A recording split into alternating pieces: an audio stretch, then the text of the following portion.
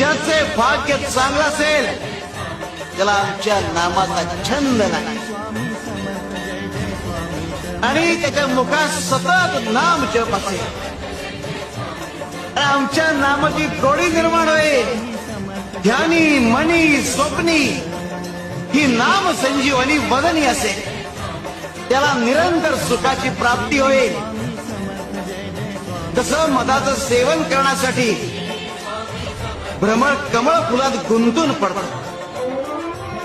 आणि अत्यंत आनंदाने आणि आदराने मधाचा आस्वाद घेतो.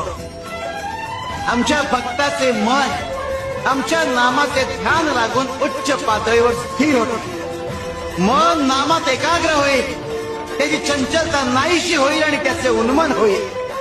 अरे नामस्मरण हेच प्रपंच व परमार्थ साधनाचे साधन आहे. शिवाय शंकर.